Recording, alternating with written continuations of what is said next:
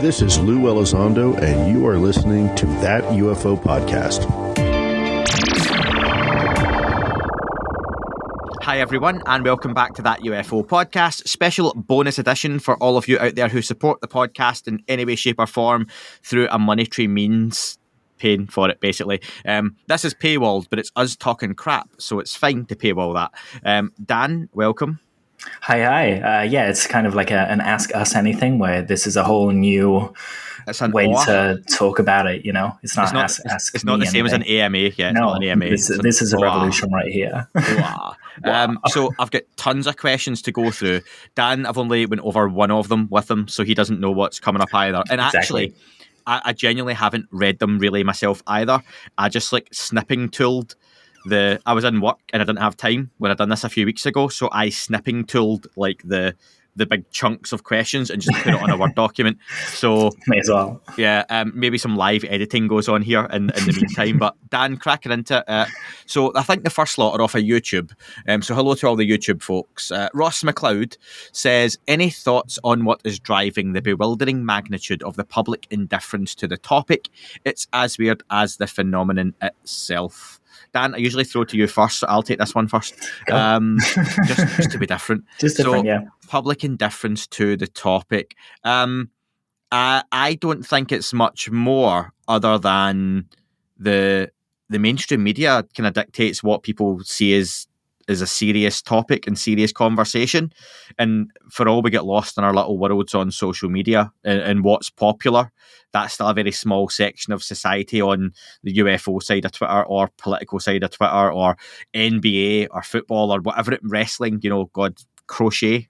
Crochet? Is that a thing? Yeah. Lacrosse as well. Lacrosse, yeah. Anything like that. Just all the sports. Coffee, Starbucks coffee, Twitter, it's still a very small section of society, and I think UFOs is exactly the same still, that we might look at the Twitter side of things and be like, we're all demanding this, why isn't it happening?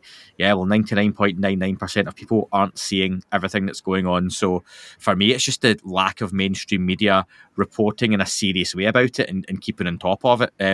What about yourself? Yeah, absolutely. I would agree with that. So I won't repeat it, but I would add to that just the fact that we've spoken about this a few times before. Like some of my friends are very much on board with the kind of overall idea of what we're discussing. They think there's something out there. The debate is whether it's here. They're happy to entertain the question and have conversations about it. But most of the conversations come down to, I'm really busy. Can you come back to me when you can introduce me to Urkel or something like that? They've just got stuff to do. They got bills to pay. They got kids to look after. They got, do the school run to pay their taxes. And then you've got war kicking off on the other side of the planet in multiple places and things like that. And it's not to belittle the subject. It's just to say that it's it's almost miraculous, isn't it? That it's becoming so normalized that we complain that it isn't getting more coverage. Is that an issue then, that it's becoming normalised? Is that maybe taking it the other extreme, that it was so fringe, but you can also make it become the norm in a society where a lot of strange stuff is now the norm? Yeah. Given even just one thing, the pandemic, going through that, people have came out the other end of that now, and it's it is what it is. Yeah, 100%. You see those TikTok videos, don't you, of people kind of saying the aliens are here, and people just kind of shrugging and going, yeah, okay, it's just another thing. We've had the pandemic. We've had scroll onto like and scroll. Yeah, exactly. And another thing to mention, just when I was at Catalina and I saw Starlink go over, and there were a whole bunch of people who reacted to Starlink as if it was aliens. They all pointed and they were like, whoa, what's that? And someone said aliens. And then they went straight back to barbecuing. Yeah. And it's not that they, hold any malicious intent for the subject or don't want to discuss it. Just they have lives and they don't know what to do with it, Yeah. Yeah, definitely. And I think, for me, I think that answers that one, Ross. Public indifference, mainstream media, and people generally. I think they need something bigger. I think you would need, I suppose, just to narrow it down to a UK point of view. I keep looking up because I'm thinking as I talk. Keep looking up? Yeah, keep looking up. Remember that one. Keep thinking it would need a big breaking news, 9 p.m, BBC News, ITN News, big story, and serious follow-up with then the one show picking up a main story on it, and all of those types of shows really going for it in a 60 minutes-esque show in the UK Channel 4 Dispatches in the UK is one of those kind of big focus piece news shows. And for me, something like that on, really taking it serious, a serious tone, no more X-Files, no more Little Green Men, what's going on, I think could start to change the perception. It's still just dipping the toe in and out of the water just now, so... Yeah, absolutely. Like, imagine if something happened like in Signs, that birthday party video. It would be all over the news, right? If it could be sourced properly and legitimized and a bunch of people were going through that at the same time, we'd see a complete sea change. But stuff like, the mummies that say, Maswan, am I saying that right now? Came out with the hearings. They didn't really make a splash in any way except to be made fun of, right? And there's such a difference between those and the Navy videos that came out because of the reputation behind it and the weight and the kind of... what am I going to say? The chain of evidence. That's what I was going to say. So yeah, something big like that would make a big difference. I was going to say as well, while you were talking then, it was about 4:40 in the video. I think a fly went past you behind and it caused this like weird effect that looked like that missile video, when it dragged. Oh, yeah. Like it did that, like just to the right of you. From your point of view, that stayed right. So yeah, 4:45. If you saw something weird, it's not an orb, probably a fly. Or it's an orb. Or an orb, yeah. Super chat for the orb. No. Don't do that. So Jerry Park says, I love raw speculation regarding the reasons behind why and possibly what the UEP phenomenon is. That's always a good popular topic to hit. I don't know, this probably changes all the time for us, Dan. Really quickly on this one, right now, if someone was like new to the topic, Dan, you're into UFOs, what is it? Give me like a couple of lines. Usually this is where I would ask them the question of, do you think it's ET or something else? And you have the conversation about something traveling from far galaxies and planets and things to other possibilities. And that area of other possibilities seems to get people's brains whirring. They'll be like, oh, is it AI? Is it robots? Is it, other dimensions? And yeah, people love it. People are into sci-fi and they're happy to speculate. I would say that the ET hypothesis is kind of lessened in being the de facto answer to this for me. It seems to be something else, but it's hard to say what, and I wouldn't like to say what, but just something else. I don't think it's as easy as ET. It doesn't seem to tick all the boxes. I think I've said a few times, I like going with the, what if they're not coming from that far away? And that usually gets people a little bit on the back foot, and what do you mean? And I think it opens up the conversation. It gives you the control of the conversation, normally at that point, without the back and forward ping pong game of, or table tennis game, wherever you're from, of what the UFO phenomenon is or isn't. So yeah, I'm still going with the fact that there's some aspect of it is here and has been for a long time. I am halfway through book 2 of Secret Machines now, after a long drive back from Glasgow as we record this yesterday. And yeah, again, the Greek god stuff. I was going to ask which bit you're up to, just out of curiosity. I think I might have missed a little bit. I think I had it on one night and fell asleep because I think I was a few chapters further on, but I couldn't bother going back, and I was driving on the motorway. That was the most important stuff you missed right there. Maybe. It picked up at the EMP stuff. Okay. Been knocked out the sky, and yes, Starfish Prime. Yeah, and then it went on a few more chapters after that, and the Greek gods thing was mentioned again, which is how spoilers. Skip 10 seconds. How the first book ended. We're back. Yes. So yeah. I'm enjoying that. So it just a lot of stuff that makes me think, this is. And if you've seen Monsters in California, what the fuck? Sorry, this is bonus content, I can swear. Monsters in California. What the fuck is it again, Dan? You've got the T-shirt. Monsters in the City. Monsters of California. Yeah, Monsters are California. Yeah, stupid fucking name. So yeah. I still think it was what I thought it was, and then they changed it in the. It might have been Mandela effect right there, live. It was in before we said it, and then it changed. Yeah. We skipped universes. Let's move on because we've got a lot of questions. That's 10 minutes already. So Eric Green asks, "What is the scariest abduction case you guys have heard of?" Ooh, that's a good question. I'd have to default to the Whitley Strieber one. I know it's a bit original. Yeah. Terry Lovelace as well for me. Those two, I would say. Lots in common as well.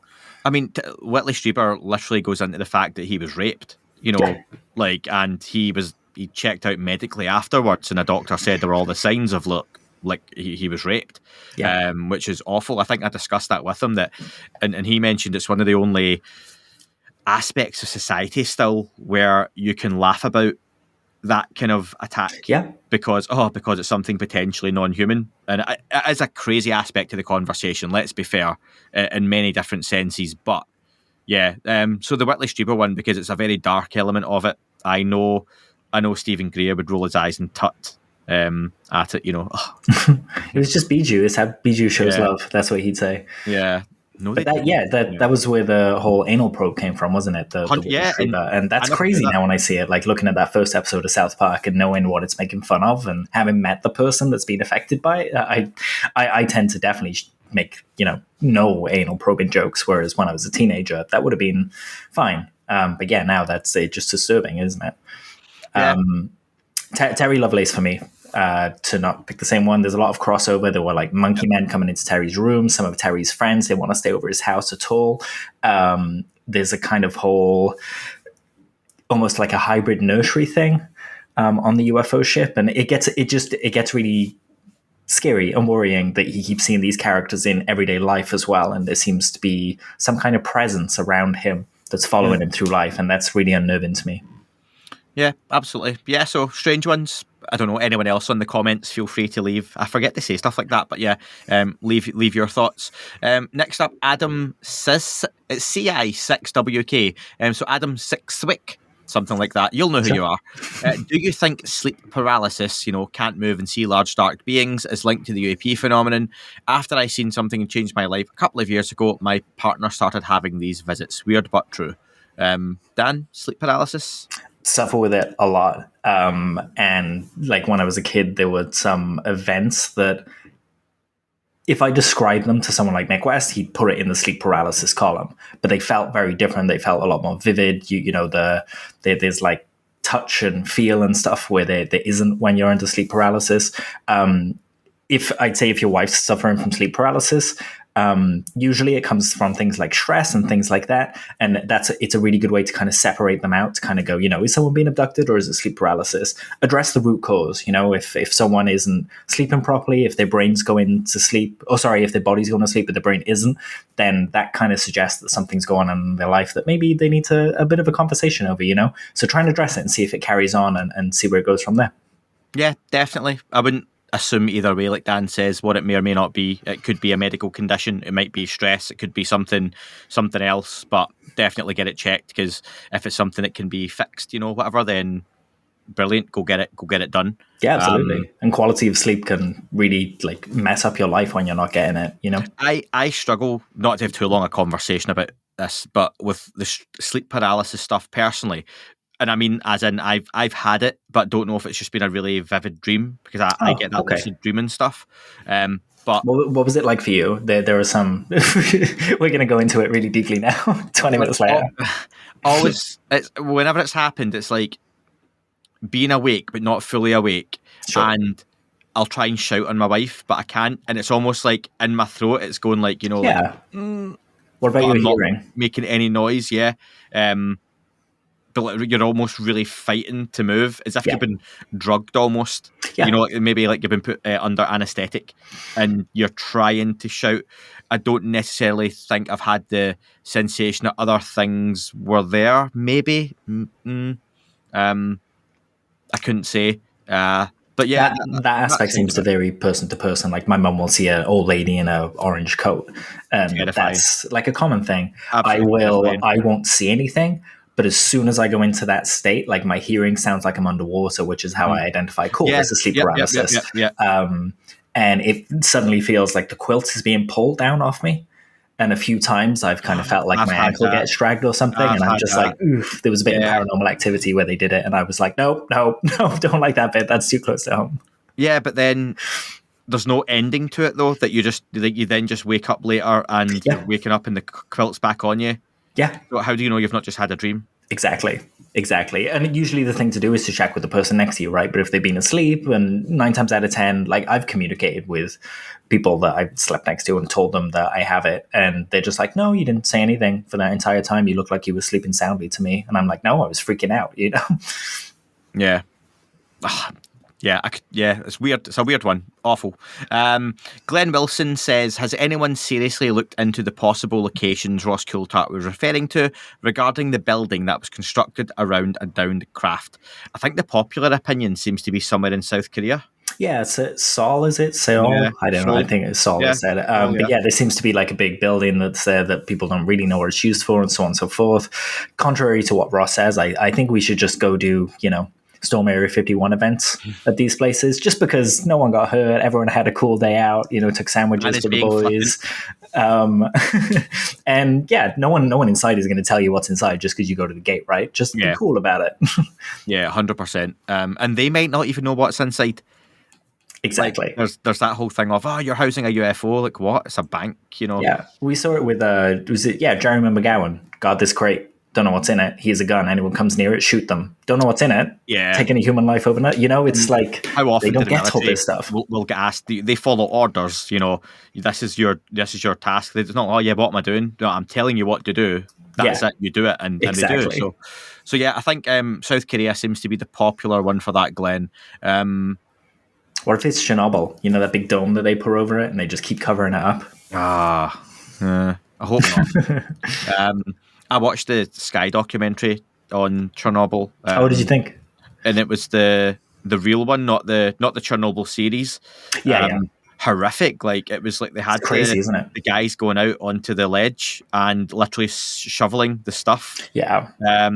And they had no idea what they were doing and what exactly they were handling, and they were told just go out for a few minutes at a time, and how sick they then got, how quickly they got sick, and you're just like, knowing what you know, you're like, oh my god, it's horrific. And to see like them making up hazmat suits was just crazy. And crazy. Did they include the bit that always gets to me, it gives me chills, is that the suits that they wore are just in the basement and they still read like high radiation readings if they bring a Geiger counter near them, because they were just so radioactive. They were like, there's nowhere to put these. I never watched the full thing. In the basement. I could totally believe that, given what they were doing. Just wild, like grim, isn't it? Yeah, just out there, just shoveling stuff into this huge radioactive hole. So next one is from Ansiskold, and I say that it's going to be Swedish because Ansiskold says, I'm curious about Dan. Someone is. Many of us are. Where in Sweden, Dan, do you come from? So I don't. I actually hail from Cardiff, South Wales. It's a family connection that my surname comes from. My great-great-great-granddad, and it's a royal connection. He jumped ship and came to South Wales to avoid a royal marriage. So there's a little, if there's any reptilian connection with the royals, then I'm sorry, I'm going to turn out to be a sleeper agent. Dan, what's your take on UFOs in Sweden and the Swedish UFO organization? The UFOs in Sweden, like we've got the rockets, famously, kind of like the Belgian wave, but they were just described as rockets in how they looked and moved and things like that. I think fascinating. It's a place that has a lot of kind of desolate areas, and if you wanted to come to a planet and avoid people, it would be a really great place to go. Olof Rockner, the guy I do the art for Graham's books with, he lives in Sweden, up north, and he has a lot of stories about strange things in the sky and things like that. And I think, it's as good a place as any, right? And then the Swedish UFO archive is amazing. They have this whole repository, and they keep just adding more material that people can go in and search. There are transcripts for this podcast on there as well, done by AI. So really good resource. I recommend everyone kind of go check that out. Question from Here's Johnny.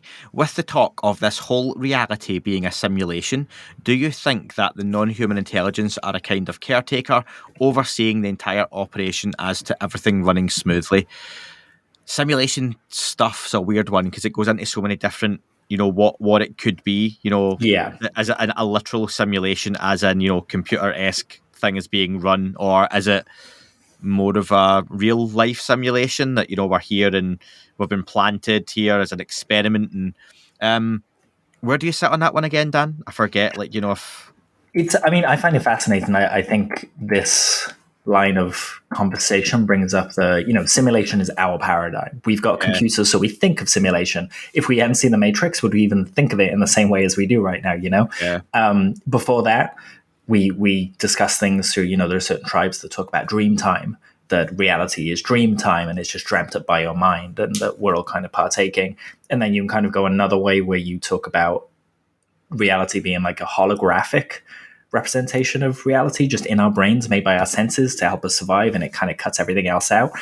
So there's a lot of different ways to interpret it.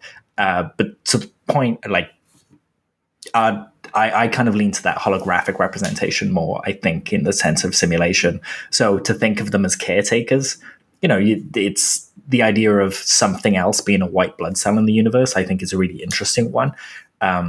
We talk about kind of macro scale structures in the universe quite often, like how the universe looks like a brain if you look at it from a certain perspective, and that we could just be like tiny little microbes in a giant being, in which case it would make sense to have caretakers. End of Men in Black, where the camera goes into the Orion's belt around the cat's necklace, and it's the galaxy's there, and it goes in further, and it's just a marble you're being played with, and it gets a bit weird, doesn't it? On that whole side of things.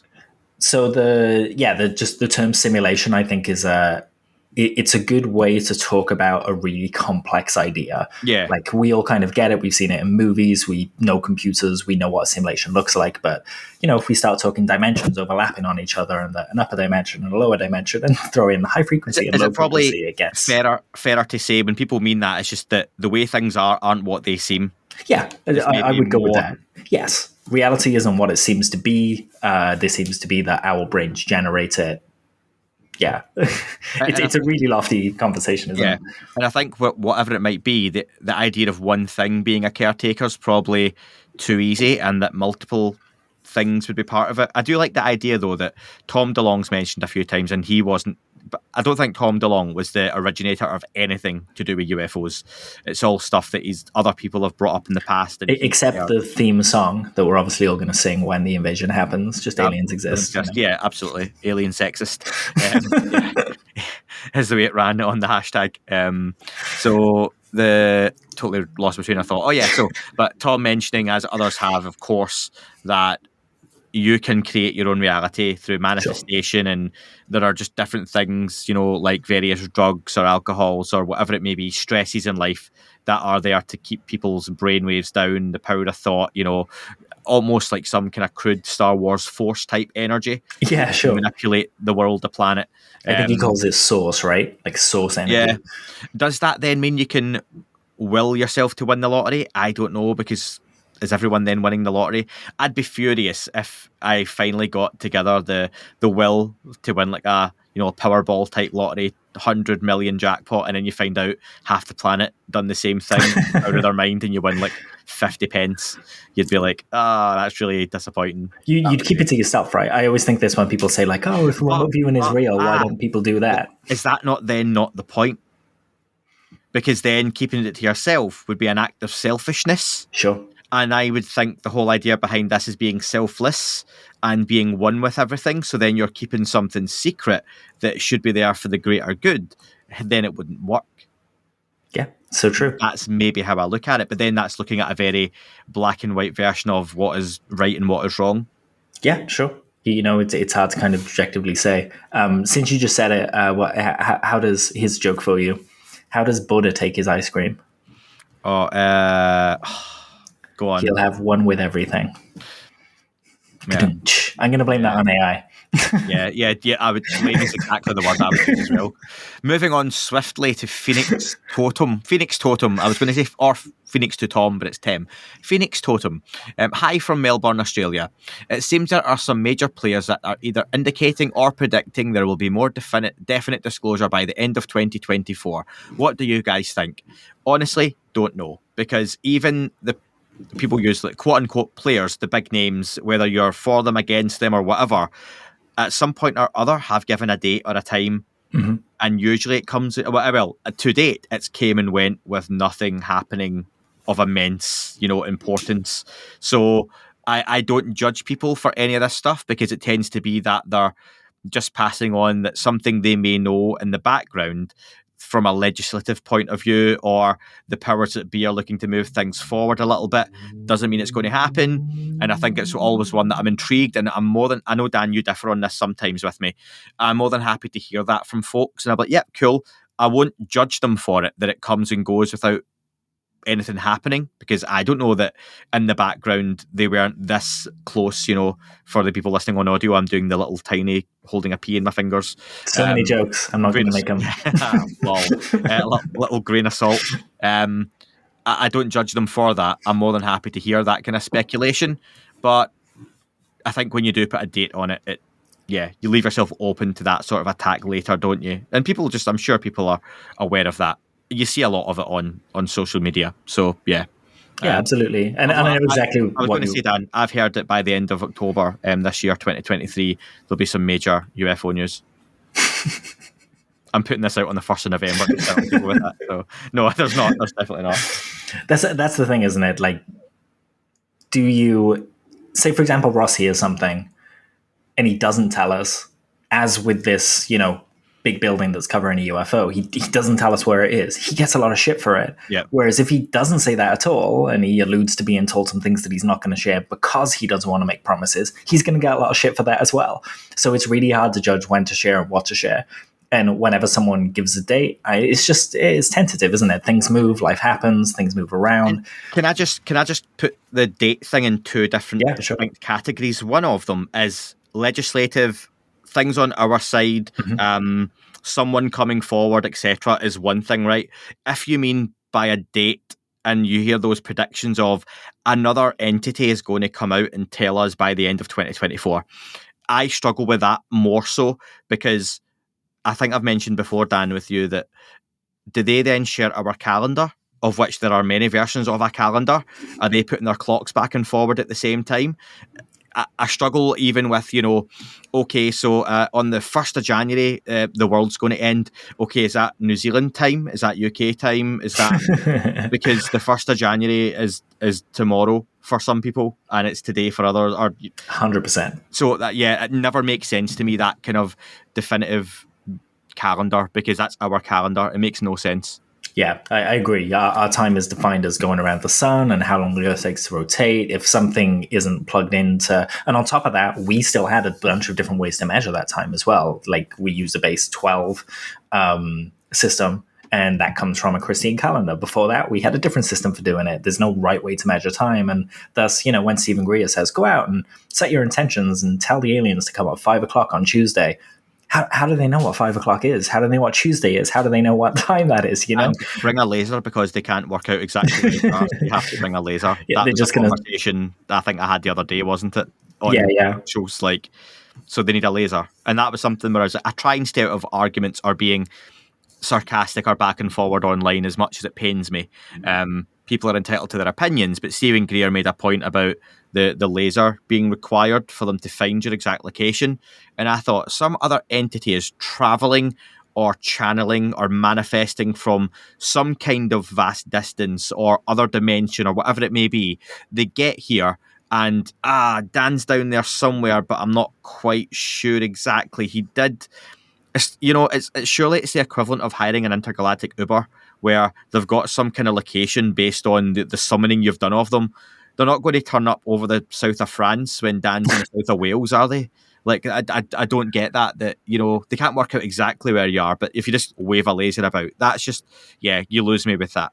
Yeah, and chances are, Greer probably in that same video was saying the only lasers that work are on my store, and they've got like the little Stephen Greer copyright brand on them, and you've got to order them from him. I'm the same. I'm with you on that. There's some intriguing ideas around colors of lasers that when you kind of go to the ultraviolet part of the spectrum, like we find that hard to produce. But if there was another form of life out there that existed in another kind of frequency of the electromagnetic spectrum, that might look like a much more solid color and a more achievable thing to them. But still, if they're in God mode, why do they need a spaceship or GPS or anything like that, Dan, I've got so many more questions still to go through here. Should we be really nice and release this as like a half hour for everyone, but then say at this point, if you want to hear the rest of it, you have to sign up, and that's just because it's bonus material? Or do we literally just leave it for the people paying for the whole thing? I don't know. Should we do the half hour for everyone and then just... Did we say anything mean? No, we didn't. That's fine. No. So there you go. If you're hearing it to this point, folks, then thanks for listening. This is the free stuff. Nothing I do gets paywalled. All the interviews not all go out to everyone, but this is just the kind of fun stuff for people sending in questions. Yeah. So there's some free stuff for you. If you like this kind of stuff and want to hear the rest of it, there's a few AMAs and stuff we've done over the years, and bits and pieces like that and bonus content. There's some extra interviews with guests where I do like 10-15 minutes extra with like George Knapp, Ryan Bledsoe, Jeremy Corbell, people like that. Not all the time, but just now and again when they have time. So if you want to sign up, then crack on any of the platforms and you'll get this. Otherwise, we will carry on, Dan, to the next question. And Dan, oh my God, I can't believe who this next question's from. That is all for this week's show. Thank you very much for listening. Please remember to leave the podcast a review on your chosen platform. You can like, retweet and subscribe. That would all be very much appreciated. The shows are being uploaded onto YouTube as we speak more and more. You can sign up at patreon.com/That UFO podcast to access the shows ad-free as well. Please get in touch on Twitter, Facebook, Instagram, That UFO podcast. Of course, on Twitter, it's at UFO UAPAM. And again, folks, as always, keep looking up. You never know what you might see.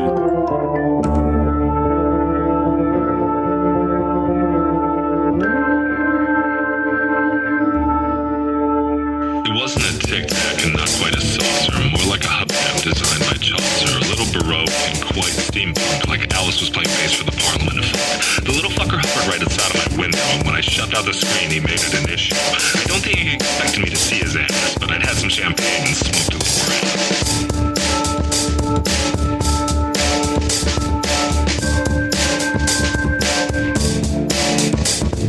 Meditative game of state full on meta. I can't imagine how it could have been any better. I got to the top of the stairs and there he was. Like, you awake? I was about to abduct you, cuz.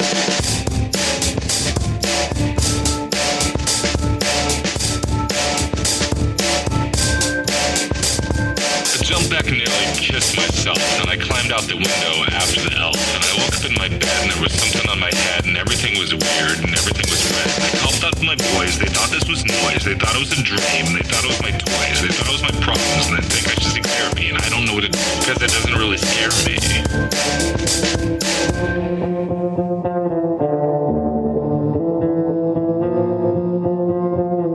If you really want to know who I think I be, I think it's you and me and us and we and him and her and that and she and that thing over there and what's that, Jake?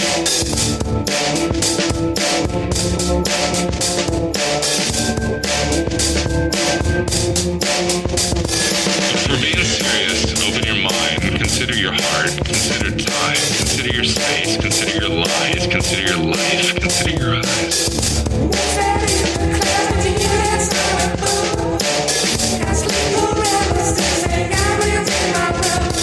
It wasn't a tic-tac and not quite a saucer.